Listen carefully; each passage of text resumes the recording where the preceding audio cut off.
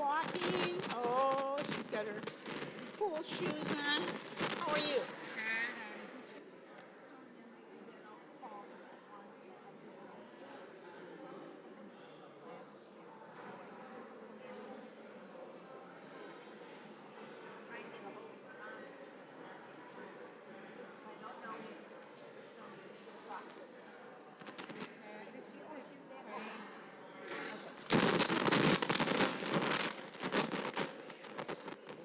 Okay, as we get organized, how is everybody today?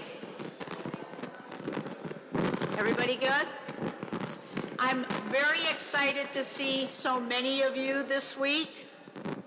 This is our last session, and remember, confirmation will literally be 1 month away. 1 month. And just so you know, we're limiting it to 10, but if anybody needs to bring more relatives or friends, all you have to do is ask and let us know. And that way we could plan for where everybody will be seated. We have about 42, if everybody shows, 42 students who will be confirmed that day by our Bishop Grob. So as we get organized, Mr. Platt will come forward.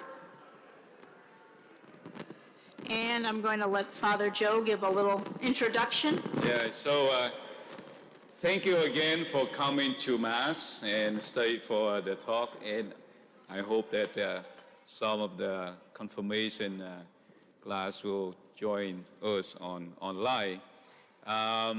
So, like I said it before, we are one of the latest church who do confirmation, but I can put it this way: it's good. It's good that we have more time to invest in learning about confirmation, and also it's open up for us to have more family members to join us. A lot of parents have only 2 or 3 family members to join the Mass. So we open up for more, right?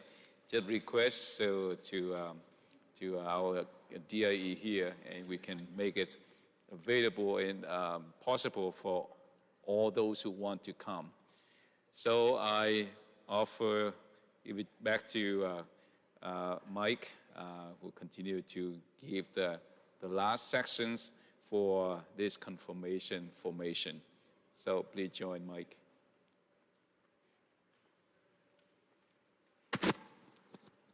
Thank you, Father Joe.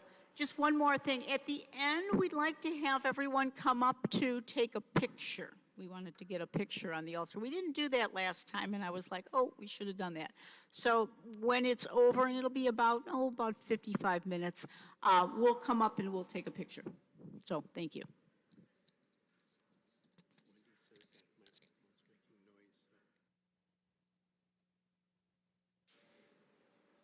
Hi. Works?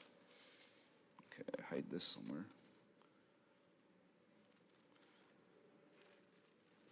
You guys all hear me? It's good? Well, thanks for coming again. Always surprised when people come back after they've heard me talk at least once. But how long we got here? So I'll try to power through this, and hopefully you guys can have questions maybe at the end even. I know I didn't allow time last time. But so I want to do something a little bit different this time. I'm going to give you an intro. And I want to talk about why I even believe in Christianity. Why even be Catholic? Why go to Mass?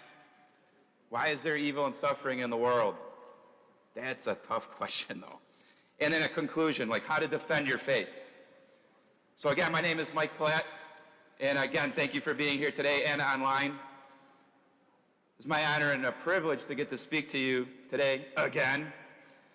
I'd like to start off with a prayer that I did last week, but I had the mic turned off so everybody online couldn't hear it. It was a really nice prayer that my wife Pam wrote. So in the name of the Father, the Son, and the Holy Spirit, all powerful and ever living God, splendor of true light, a never-ending day, let the radiance of your presence banish from our minds the darkness of sin. Illuminate your truth in the minds and hearts of the young people gathered here today. as well as the ones that will watch it on a screen. Help them in their life journey to choose all that is good, all that is true and beautiful, and help them follow all that is according to your will, Lord. We ask this through our Lord Jesus Christ, your Son, who lives and reigns with you in the Holy Spirit, forever and ever. Amen. So again, last time we spoke, we covered things like, what are the traits of the Holy Spirit, the gifts of the Holy Spirit, the fruits of the Holy Spirit, how can the Holy Spirit help you, how to make good decisions. And I give you some examples of how the Holy Spirit has and continues to direct my life, has helped and continues to help me make a lot of important decisions. But this time, again, I want to help you to better understand your Catholic faith and be better able to defend it when you are pressured from others and from the world in general. So, here we go. Why believe in Christianity? Well, Christianity was started by Jesus over 2,000 years ago. We have much evidence that he existed, not only in the scriptures, not only in the Bible, but also in other ancient secular texts. Indeed, all of time is measured by the life of Jesus. We're in 2021 because we think at AD 0, Jesus was born, plus or minus a few years. But people can argue that Jesus was just an ordinary man, that he was a wise teacher, maybe even a prophet. But was he God?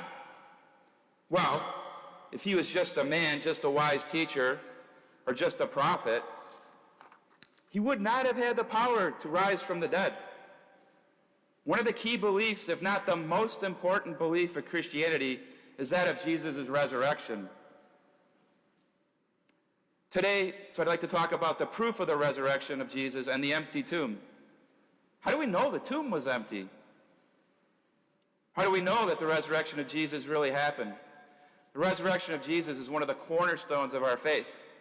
If the resurrection of Jesus is not true, the whole Catholic Christian faith collapses. So how do we know that the tomb is empty? First of all, why was Jesus crucified? Well, he made outrageous claims that he is the Son of God and that eternal salvation is through him. Why should people believe him, though? Well, if Jesus actually rose from the dead, then his claim to be the Son of God carries significant weight. Did Jesus rise from the dead? What are the facts? Well, there was the discovery of the empty tomb. Then there's the appearances of Jesus alive after his death. Then there's the disciples' belief and their conversion that Jesus rose from the dead. First of all, the discovery of Jesus' empty tomb. There are 6 independent sources in the Bible that talks about the empty tomb. In the Gospel of Matthew, there's eyewitnesses. In the Gospel of Mark, he got his information directly from Peter. In the Gospel of Luke, writer of Luke got his info from eyewitnesses or from those who knew key eyewitnesses. Gospel of John got his information from direct eyewitness. Then there's the Acts of the Apostles. And in 1 Corinthians chapter 15, Paul wrote extensively about the appearance of Jesus to, and I'll go into this, to many after Jesus rose from the dead. And I should mention that Paul wrote Corinthians only about 20 years after Jesus' death and resurrection. Because I've heard some people say to me, that stuff was written hundreds of years after Jesus. That's not true. Stuff was written pretty close to after the actual events occurred. So when an event has several independent sources, and they are recorded shortly after the event, historians' confidence rise regarding the truth being told. In fact, it was women who first discovered the empty tomb. This is significant because 2,000 years ago, women had it a lot harder than they have it today even. And when a woman's testimony was not highly regarded. It was actually regarded as being embarrassing, that the men were afraid and in hiding. And it was women who first discovered the empty tomb. But it was believed that if a writer sort of, quote, embarrassed themselves in their writings, that kind of made the facts that they were reporting even more likely to be true. If the story was fabricated, if it was fake, was made up, the writers would have said that men discovered the empty tomb. Confidence in an empty tomb is further increased by the response of the Jewish authorities that opposed Jesus, the Sadducees and the Pharisees, those guys, the ones that put Jesus to death on the cross. When they heard the report that the tomb was empty, they said that Jesus' followers had stolen the body, thus admitting that the tomb was indeed empty. Okay, second, the appearances of Jesus alive after his death. Paul records several witnesses of the appearance of Jesus. Jesus appeared first to Peter, then to the 12 apostles, then he appeared to more than 500 people at one time. Then he appeared to James, then to all the apostles again. Finally, Paul says that Jesus appeared to him. The four Gospels also independently confirm the appearances of Jesus. And besides the Bible, there were several non-biblical accounts of Jesus recorded. A couple examples include the Jewish historian Flavius Josephus, and there was a Roman historian named Tacitus. They wrote essentially their own Gospels. They wrote the story of Jesus independent of the Bible. Third, the disciples' belief that Jesus rose from the dead. After Jesus' crucifixion, his followers were crushed, they were demoralized, they were scared, they were in hiding, they were in fear of losing their lives, of being put on the cross and crucified. Despite all that, Jesus' disciples came to believe that Jesus did indeed rise from the dead. All the apostles preached the Christian faith and did not ever recant their faith, even when threatened with death. All the apostles became martyrs except John, who was actually he was banished to an island. Nobody knowingly and willingly dies for a lie. Even Paul, who persecuted Christians before his conversion, he suddenly became a Christian himself. And after being imprisoned, beaten, stoned, shipwrecked, he became a martyr for Jesus Christ when he was killed by the Romans. To recap, how do we know the tomb is empty? Because it was the discovery of the empty tomb. Overwhelming evidence for that. And the appearances of Jesus alive after his death. And third, the disciples' belief and crazy conversion that Jesus rose from the dead. So why be a Catholic Christian? Why go to Mass? Why be a part of the Catholic community? Well, let me read this gospel reading quickly for you.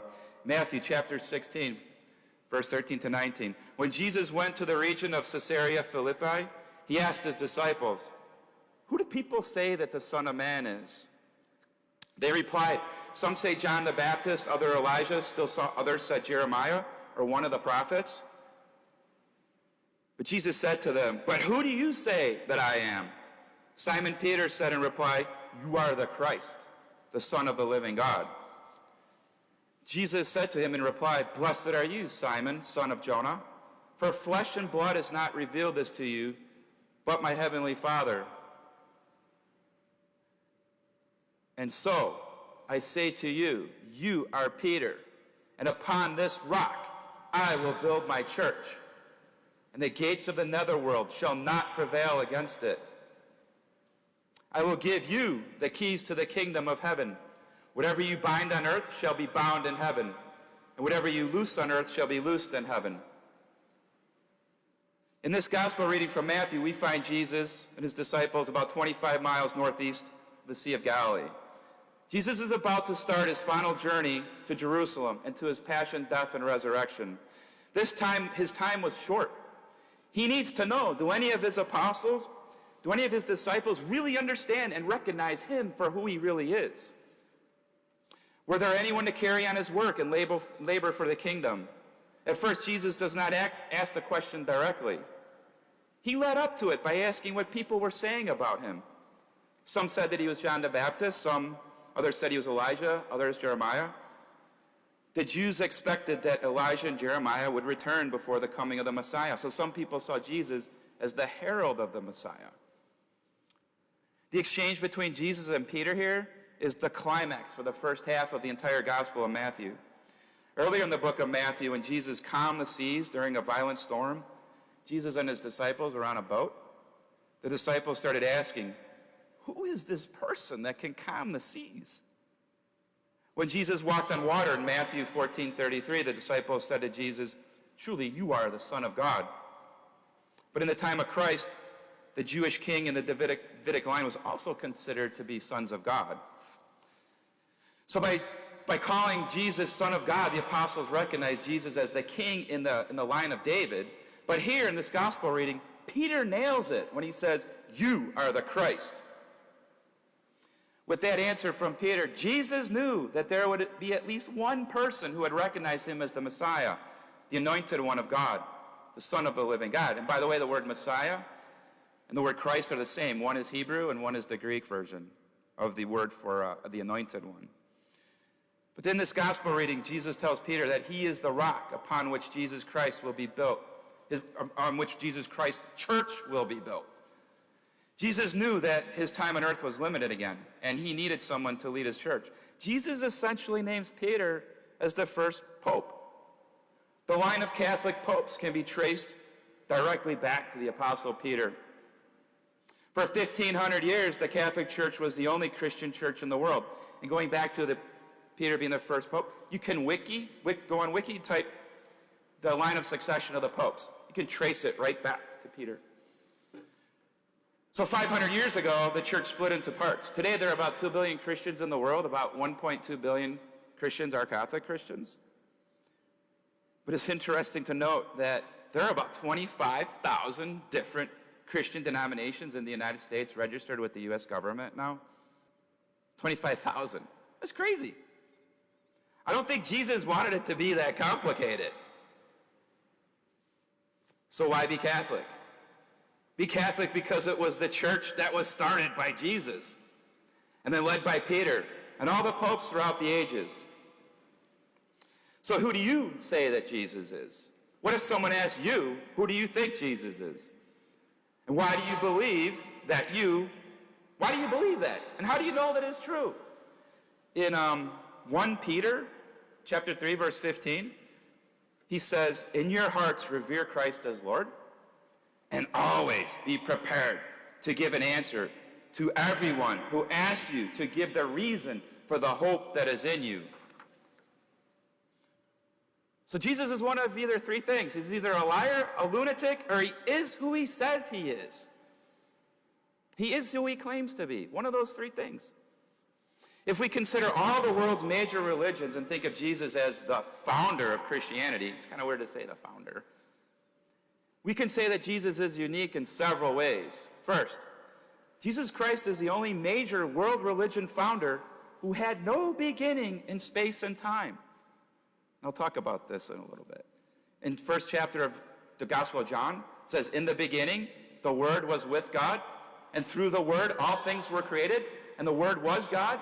And verse 13 to 14 says, the Word is Jesus Christ.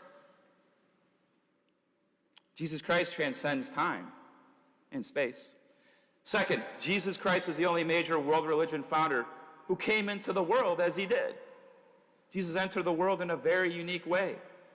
He was, of course, born into the world physically through the Virgin Mary. 3, Jesus Christ is the only major world religion founder who lived a perfect and sinless life. Only Christians claim, as the Bible proclaims, that Jesus Christ was totally without the stain of sin. 4, Jesus Christ is the only major world religion founder who died as a sacrificial atonement for the sins of all humanity. 5, Jesus Christ is the only major world religion founder who rose from the dead to demonstrate his power and authority. Moses was a great prophet, but he is dead. Muhammad is dead. Buddha is dead. Confucius is dead. Having said all that, the gospel passage teaches us that our discovery of Jesus Christ must be a personal discovery of him. Jesus' question to you, what do you think of me?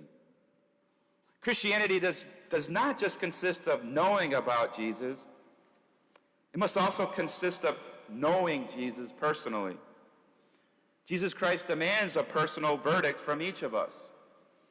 Jesus did not only ask Peter who he is, he asked every one of us, you, what do you think of me? Well, what do you say that Jesus is? Who do you say that Jesus is? And will you, and how will you tell others who Jesus really is? Well, the Catholic Church is kicked around in the news media, like no other church. Sure, the church has had problems through its history. There have been some really bad people leading the church. Anything, though, run by humans, most of them men, will have times when the leaders fall into sin. Bad men can mess things up. I mean, you heard in my witness a month ago how I messed a lot of things up when I was growing up. But the Catholic Church has survived all of that. It's still here. During times of distress, during times in history when there were many leaders who were going the wrong way, great Catholics have risen up and have become saints. So why be Catholic? The Catholic Church, your Catholic Church, feeds more starving people, clothes more people, provides shelter and homes to more homeless people, visits more people in prison, educates more people, and helps more sick people. In fact, 1 out of 5 people in hospitals in the USA today are in a Catholic hospital. The Catholic Church helps out all of those people more than any other single organization in the world has done, or has ever done, or could ever hope to do. But yet the media kicks the church around. My wife cut out what I wanted to call the media because it wasn't very nice. So you can imagine what I would call the media that rips on the church for no reason. Being Catholic is more than just checking off a box marked Catholic and asked what faith you belong to. Being Catholic means living your life differently. It means having a relationship with Jesus Christ and being attentive to the promptings of the Holy Spirit. One of the major ways that we can nourish our relationship and feed our souls is by personal prayer and by participating in the Mass. It's funny that Father Joe, his homily today, is like, man, it's like he almost knew what I was going to talk about. The Mass is our way of worshiping our Lord and God and giving praise and glory to our God. At Mass, we are privileged to receive Jesus in the Word by listening to the readings and the homily. And we receive Jesus in the Eucharist, which is the body, blood, soul, and divinity of Jesus Christ. We worship and are nourished so that we can be sent out in the world to be Christ for others. Our secular world tries to convince us that holiness is not possible. Matthew Kelly calls it the biggest lie in the history of Christianity, that holiness is impossible. Holiness is possible. We have the lives of the saints to show us that. Also, a holy life is a healthy, happy, and fulfilling life. So, I got time? Am I doing okay? My timekeeper, my coach. So I'd like to address the majority of the next few minutes, mostly to the parents, but also to the students. To quote Mark Twain, some of you probably have heard me say this, the 2 most important days in our lives are the day we are born and the day we find out why. God created you and your children for a very special purpose. You play a huge role in guiding them on that journey. Parents should encourage their children in the vocation which is proper to each of them, fostering with special care vocation to a sacred state. The Holy Spirit gives each of us individual gifts in order for us to become exactly who God created us to be. There are many things that you can do to help your child's faith development. First of all, be sure that you know the Catholic faith yourself. The more I learn about it, the more I learn that I don't even know what I don't know. So that you can explain it to your child. Talk to them about their faith. Answer their questions. Pray with them. Pray at meals. Pray when driving them to school. They're locked in the car. They got to listen to you, right? I did that for years with my kids. Pray the rosary together. Ask them questions about what they are learning in their religious ed class. And check their homework. Read the Bible together. Turn off the TV. It only takes about an hour to read the Gospel of Mark. Maybe 2 tops if you read it slow. One of the best things you can do for your child's faith development is to go to Mass with them on a regular basis. I know from experience, 4 children, that it is very tough to get teenagers to want to go to Mass. St. Francis he's credited with the saying, preach the gospel at all times, use words if necessary. So I would say, okay, kids, let's go to Mass. And one of the kids would say, but it's boring. And we'll get in the dang car. We're going to be bored together. Let's go. I'd get them in the car and get them here. Just kidding, halfway. But actually, not really. I mean, I know what you guys go through, getting kids to go to Mass. It's tough. But you need to set the example for your child. In the past, when I was teaching religious education on Mondays, I often asked the students in the class every week, so how many of you went to Mass last weekend? And it wasn't usually too high of a number of people that went. And I know everybody's busy. I mean, my kids did every sport and activity on earth. But you got to find a time. And if you can't make it every Sunday, at least try to make it, once in a while. So anyways, why is it so important to go to Mass? The Eucharist is the source and summit of our whole Christian faith. The body, blood, soul, and divinity of Jesus Christ is readily available to us all. If you find that hard to understand, read the 6th chapter of the Gospel of John. The 6th chapter of the Gospel of John says a lot about why Catholics make such a big deal about the Eucharist. Pray about it. Read it and pray about it. Through those sacraments, we receive grace from God. Jesus told us to go to Mass, basically. At the Last Supper, Jesus took bread, gave thanks, broke it, gave it to them, saying, "This is my body given for you. Do this in remembrance of me." It's recorded in Luke, chapter 22, verse 19. The Last Supper was essentially the first Mass. Also, hearing the Word of God and the priest's homily at Mass are also equally important and beneficial for everybody. The third commandment of the 10 Commandments says to keep the Sabbath day holy. The Catholic Church teaches that going to Mass is the most important way to keep the Sabbath holy.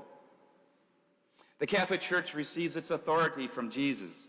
Jesus appointed the Apostle Peter, as I said, to be the first pope and gave him the keys to the kingdom. All of the 266 or so popes, Catholic popes, can be traced back directly to Peter. So when the Catholic Church teaches something, we should listen. I don't like to think of going to Mass as an obligation. I try to think of it as a privilege. It is life-giving. It gives me strength. At Mass, we join with Jesus in a special way and also join with our fellow parishioners. We help each other, lift each other up. We are one team, and a good team needs all of its players to be effective. I'll try not to talk about football again. At Mass, we are united with Jesus and all of our fellow Catholics around the world. In heaven and in purgatory, we form the quote, mystical body of Christ. Through Jesus and each other, we are a community that is unique in the entire world. And this is sort of a vision of what heaven will be like. Our union in the mystical body of Christ is strongest when we participate in the Mass. So come to Mass each Sunday, receive the Eucharist, listen to the Word of God, and give thanks for the many blessings you have received from God. In just 1 hour out of the 168 hours that we have each week, you will be re-instructed, re-energized, recommitted, as Father Joe said, recharged in your Catholic faith. The Church and I need you and your children on God's team. Some of you know who Matthew Kelly is. I think the 8th graders went through that whole wonderful book. So Matthew Kelly has some tips on how to enjoy the Mass.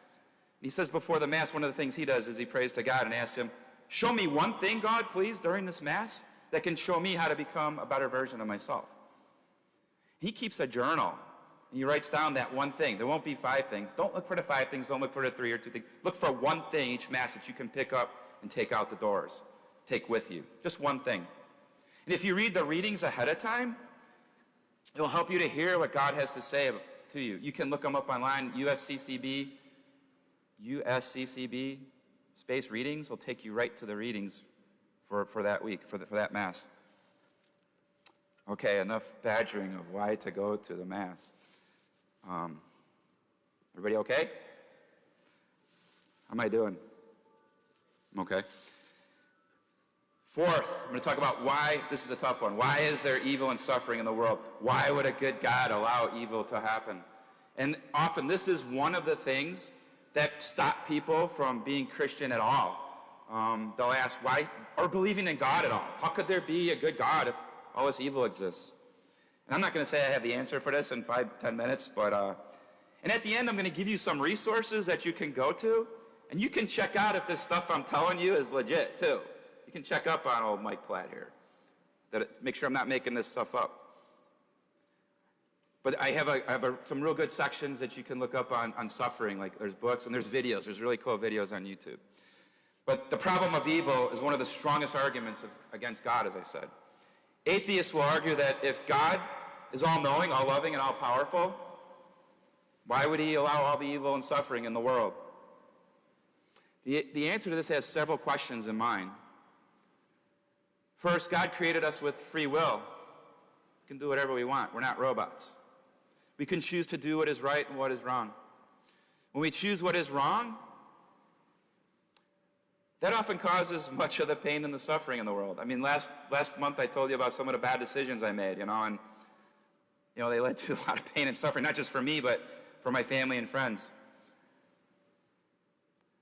Here's a good analogy. If we don't eat right and don't exercise or smoke or take bad drugs, it affects our health, and we wind up suffering because of those choices. If we steal, lie, or kill, those actions are going to cause someone else pain and suffering. A person cannot do wrong without it affecting others in the community.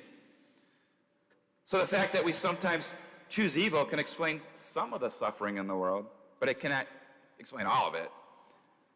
What about the child that dies of cancer? Or what about when a natural disaster causes a lot of damage, death, and destruction? How can we explain that? The real answer is that God is God, and we are not. We cannot always understand why certain things happen. Sometimes we can see that God allows some suffering to bring about a greater good. It is not always easy to understand this. How can suffering bring about a greater good? So I want you to think about going to school. I know it's summertime and that school is not really the first thing you want to think about. But is going to school always fun and easy? Sometimes it's fun, but if you take your classes seriously, they're never really easy. All the work, the study, the tests, the papers, all of it can bring a fair share of stress. And we could even call it difficult or suffering. Why do we go through all of that? It's not only because we have to by law or because our parents want it for us. No, it's not all those reasons. The real reason behind all that difficulty is that is how we learn. That is how we become educated. And that is how we become a better version of ourselves. So the pain of school is ultimately for the greater good. The greater good of being an educated person who eventually can contribute to our society. This is sort of similar to the reason God allows some of the suffering in our life. Sometimes we might not see it or understand it, but to quote, I forgot if it's a philosopher or a linebacker, what doesn't kill us makes us stronger. Lastly, we need to remember that for whatever reason God chose to allow pain and suffering in this world, he himself went to the cross. He did not back away from pain and suffering. Like I said, just look up at the Lord on that cross. Remember the ridicule, the betrayal, the physical torture that he endured to save us from death. He did not back away from suffering. Why should we expect our lives to be without any suffering? I need to drink something. Just a second. Thank you. All right. I want to talk about faith and science. Okay? Okay.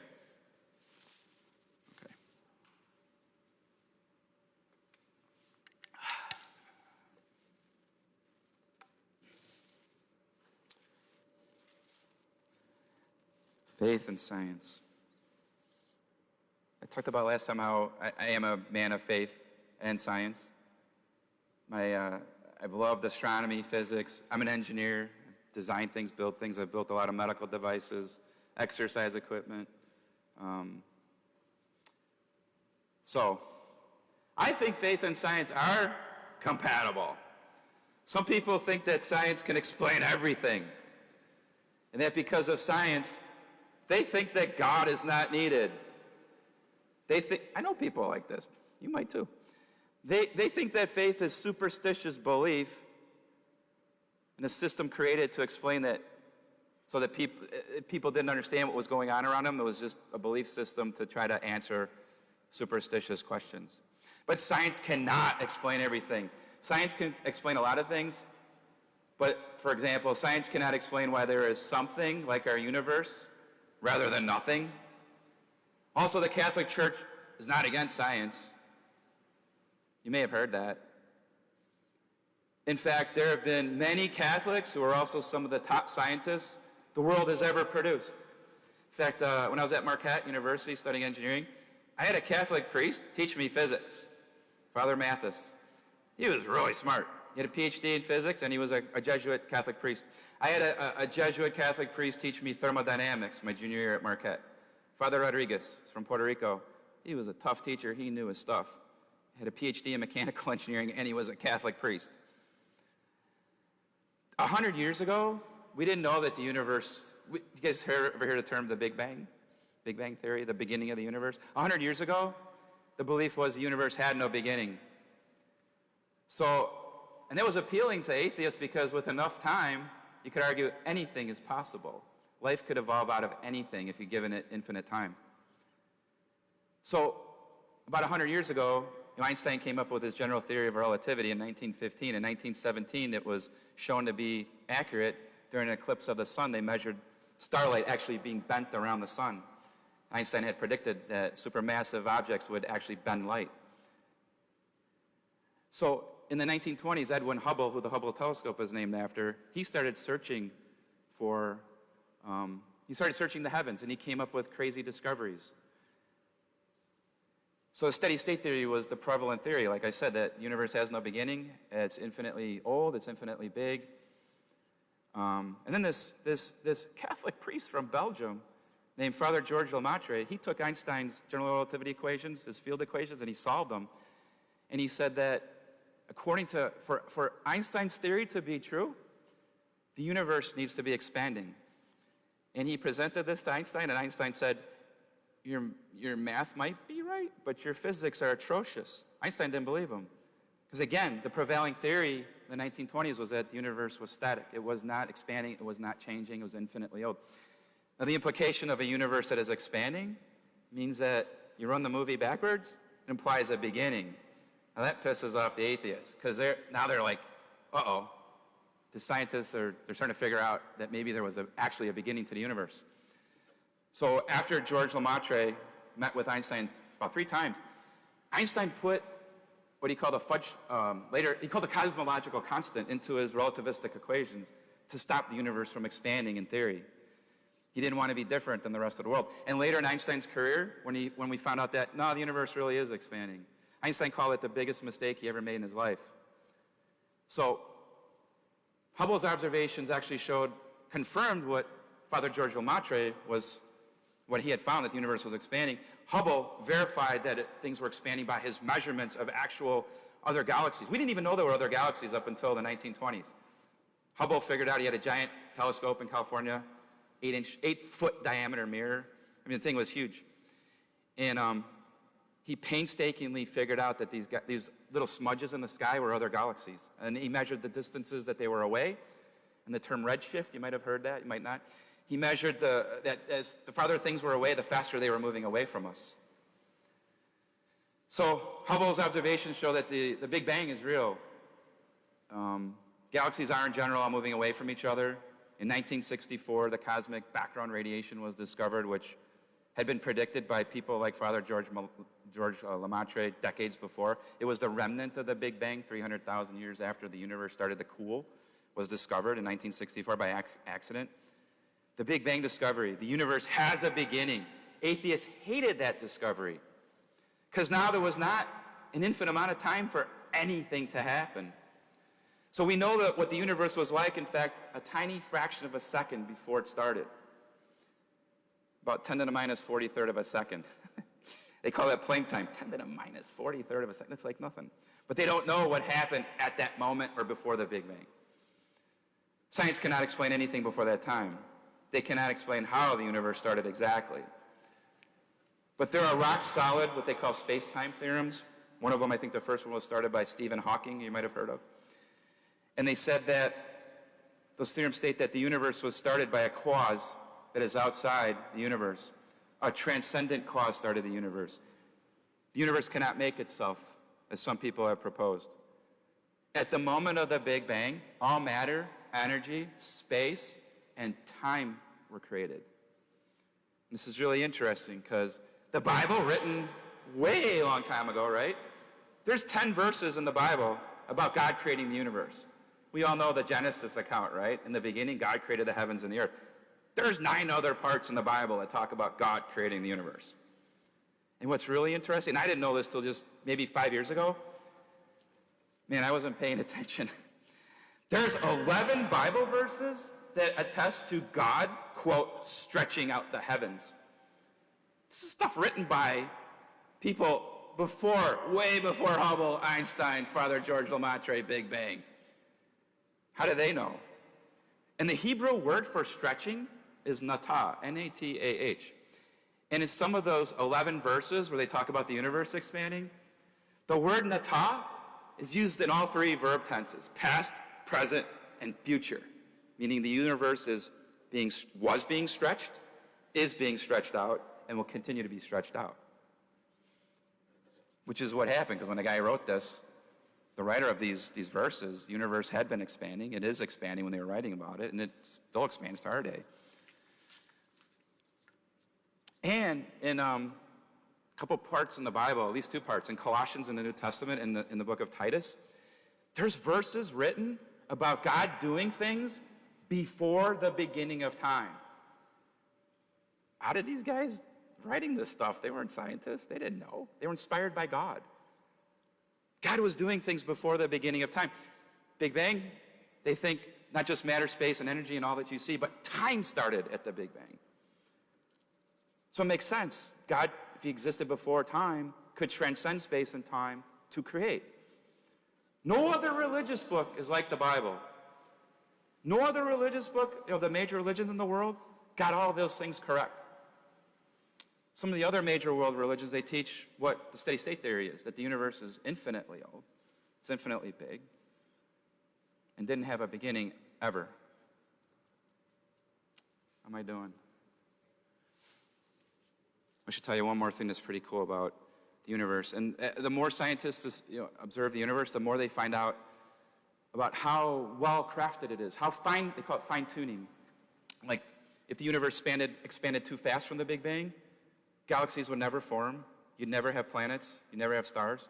If it expanded too slowly, it would fall back on itself right away, in the big crunch, some people call it. And that's that particular parameter, and parameters like gravity, how gravity works, the ratio of the mass of a proton to electron, it's so fine-tuned, like to 1 part in 10 to the 60th power for gravity, I think it is, or the expansion rate. There's a thing they discovered only 20 years ago called dark energy, and if it's not tuned to 1 part in 10 to the 120th power, it doesn't work. When you take like 10 to the 60th power, that number is huge. There's 10 to the 80th power atoms in the entire universe. 10 to the 80 atoms in the universe. There's 100 trillion cells in your body. That's 10 to the 12th power? 12 powers trillion? So when you talk about being accurate to 1 part in 10 to the 60th power, it'd be like stretching a tape measure across the entire known universe and being accurate within like a few inches of what you're trying to measure. That's how tight the things are designed to. And some astronomers have tried to get away from that appearance that this universe looks like it was created really specifically. They'll say, well, this is just one of a multiverse. There's an infinite amount of universes. So now again, everything's possible. Like, wait, an infinite amount of universes? Yeah, some scientists have proposed this. But then that just begs the question, who created all those universes? It just backs it up, even if that was even remotely possible. It's a fascinating subject. And now to go from the infinitely big, or the big to the small. And I'll give you guys some, there's some good videos you can go and look at this and go, is that Mike Platt? Is he telling us legit stuff? You can go look at it. There's a this guy, Dr. James Tour. I found him on YouTube a few years ago. He's a Jewish man who converted to Christianity, but he's a chemist. He leads a huge team at Rice University, leads a lot of businesses, and he's an expert in nanotechnology. He's got a really great video about people claiming to have created life from nothing. People are trying this. They've been trying since 1954. Stanley Miller, there's a famous experiment at our University of Chicago where he put a bunch of chemicals in a beaker, put electricity into it to simulate maybe lightning and raise the temperature, and he created what's called amino acids. Everybody's like, oh, wow, he almost created life. No, he created some chemicals in a beaker in the lab. And 70 years since then, nobody knows how life started. Oh, it started in a deep sea vent. Look like nobody knows how to create life from nothing, from random chemicals. It's called abiogenesis. Even to create a single protein, which is like the building block of a cell, there's about 20 different types of amino acids. And the simplest protein requires about 150 amino acids. And each of those amino acids got to be perfectly lined up. The odds of creating one protein, if you work out the math, it's 10 to the 164th power. By random chance, to take amino acids and make a protein. I mean, I said there was 10 to the 80 atoms in the universe, right? Imagine each of those atoms having a universe of atoms in it. I mean, it's like mind-boggling. That's 10 to the 160th power. So again, nobody knows how life started. And that is just the odds of forming one simple protein.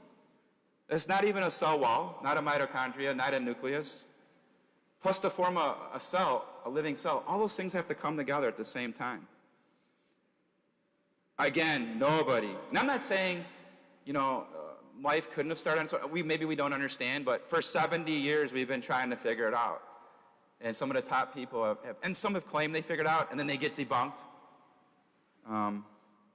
Again, nobody knows how life started. Nobody knows how to create life from nothing, from random chemicals. But again, I think faith and science are compatible. But science cannot explain everything. All right. So, finally, how do you defend your faith? How do you grow your faith? Well, first of all, know your faith. If someone questions your faith, listen to what they have to say. And then ask them maybe, why do you believe that? Whatever they are disagreeing with you with. Kind of validate their concerns. I mean, when I was younger, I would say, oh, that's BS. This would be like my first response. And now you got an adversarial, fight going on with somebody. But tell them that, validate their concerns. Tell them that you accept that there might be a contradiction. It was hard for me to do. It's still hard for me to do. But gently and politely tell them what you believe and why. If they ask things that you might not have 100% of the answers for, just let them know that their questions is important and you'll get back to them. You'll have to do some research and you'll get back to them. Again, we're going to leave you with some good sources of information. So how do you grow your faith? Again, you got to know your faith. So don't stop learning. You don't stop learning in 8th grade. I mean, I went to engineering school till I went to continuing education forever. I went to Northwestern for a second master's degree. I went till I was 36 years old to school. I went to night school. Never stopped growing. And for a while I let my faith stop growing because I wasn't studying my faith as hard as I studied engineering or sports or coaching, weightlifting, all those things I competed in, astronomy. So don't stop learning about your faith. Pray to God, read your Bible, go to Mass, talk to your parents about your faith. Pray with your parents, pray with your family, pray with your friends. Join faith-based groups at church, if you have it in high school and in college. Confirmation is not a graduation ceremony for your faith.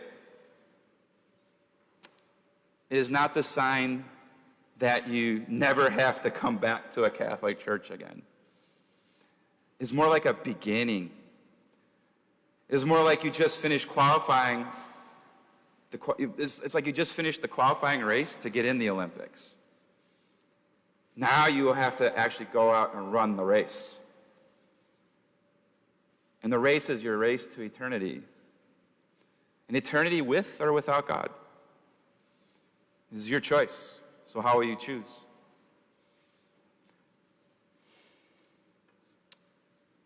As for me and my house, I will choose the Lord. And I would really like you all to be on my team. That's all I got. They're like, thank God. Oh, thanks. But any questions, comments? Can I ask Pam? Oh, question? Uh-oh. Oh, maybe we could email stuff? Because then you could take the link out and just put it in. Say what? Okay. Sure. But it would be nice, too, if you could email out, because then they can just grab the links and just drop them in, because these links, some of them are really long links. Okay. Yeah, some of the things that, on this one sheet, I mean, it's hard to put everything on one sheet. And then I just try to think of things that y'all might be interested in at your age, and for parents, too. And sometimes for me, it's easier to watch a video, It's seeing pictures and PowerPoint, stuff like that helps me. But any of those videos, if you're into faith and science or you're curious about what I said, just watch them. They're crazy. I mean, it's really neat what is going on in the world, what's been discovered, there's a poster I've seen that says, if you like the Big Bang, thank a Catholic priest. People freak out when I tell them, one of the first guys who proposed the Big Bang Theory was a Catholic priest. They're like, no way. Catholic Church locked up Galileo. They're against science. No. It's not true. Okay. But does anyone have any questions about confirmation? I really have to commend all of you students, the ones who are watching us, who might watch us this week.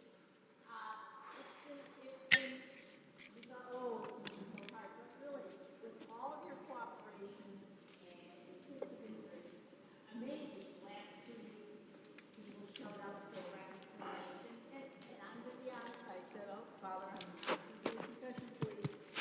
But I am amazed, the sincerity, thank you,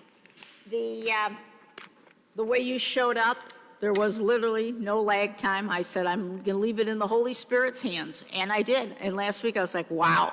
I told Mrs. Galarski, it was amazing. They showed up. They were listening. I said, Father wants to hear what you have to say. Talk to him. Have a conversation. It was wonderful. And I thought, oh, we're going to be able to do that 2 weeks in a row? Sure enough, we were. So thank you, students. That was really, really good. Not always easy, but we do it together. And as I like to say, there's no I in team. That's our motto in our house. There's no I in team. So any questions? I know there's a couple things coming up. We need to organize, which that's my job, where you're going to sit. So I'll be sending something out, and all you need to do is send it back via email. It'll be on a form. It's easier that way. And I do all the designing. John helps me. Sometimes John does the designing.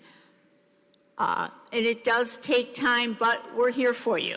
We'll answer your email anytime, any time of the day, any time of the night. So we're allowing 10 people to come. And if somebody has maybe a few more, just let us know. We're not going to deny anybody, family members, friends, grandparents, aunts, and uncles who want to come to confirmation. But I have to know how many so I know what seat you're going to be in, because some of these benches only hold 5 or they only hold, 4. We have about 42 students making confirmation this year, so that's kind of a big class.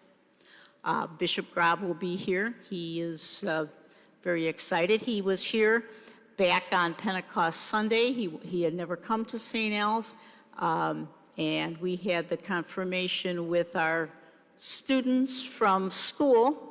We actually have 2 families that were moving, and there was a lot of other things. So it worked out, and it was amazing. It worked out at a Sunday 11 o'clock Mass.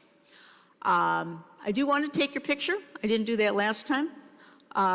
So come on up. Come on up. But I didn't get any questions. Somebody's got to have a question. Anybody? Anybody at all?